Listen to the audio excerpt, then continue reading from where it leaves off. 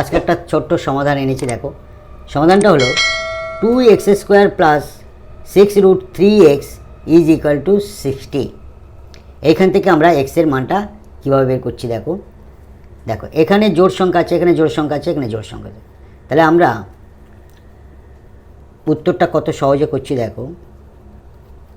অঙ্কটা হলো 2x² plus 6√3x is equal to 60।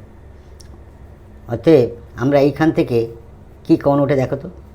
তাহলে 2x কমন ওঠে, আমরা অনলি 2টা কমন নিচ্ছি।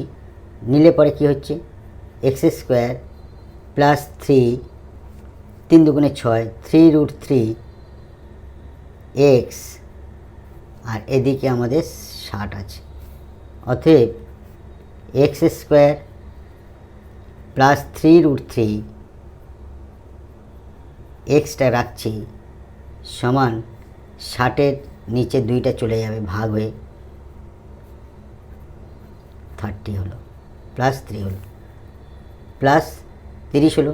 তাহলে x² প্লাস 3√3x, 30টা এরপরে এলে -30, কিছু থাকলো না মানে 0। অতএব এখান থেকে আমরা একটা মিডল ফ্যাক্টর করার চেষ্টা করব। দেখো 30টাকে আমরা ভাঙাবো, 3 আমাদের হবে। তাহলে 30টাকে ভাঙালে 3 × 10 = 30 হয়, কিন্তু 3√3 আমাদের মিল করতে হবে। তাহলে দেখো, তাহলে 3টাকে আমরা যদি বা ভাঙাই, √3 হলে 3 হচ্ছে। আর 5টাকে আমরা ভাঙাচ্ছি, আমাদের 3 মিল করতে হবে, 5 দুগুণে 10। তাহলে একটা √3 এই 5-এর সঙ্গে দেবো, আর একটা √3 আমাদের 2-এর সঙ্গে দেবো। তাহলে দেখো x² প্লাস 5√3x বিয়োগ 2√3x minus 30 is equal to 0। দেখো 5টা √3x, 2টো √3x বিয়োগ হলে 3টে √3x হয়, মিল হলো, আর -3। এবার আমাদের এইখান থেকে এই পর্যন্ত কি কমন উঠছে দেখব, আর এখান থেকে এই পর্যন্ত কি কমন উঠছে দেখব।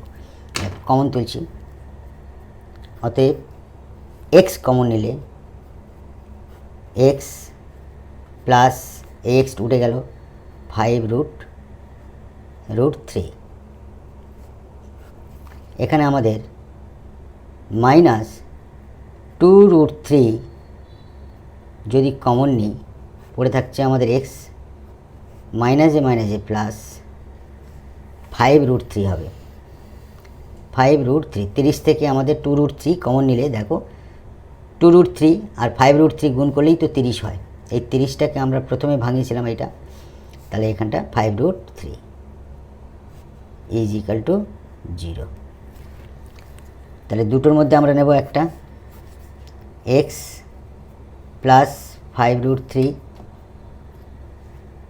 কমন নিলে পড়ে থাকছে x মাইনাস 2√3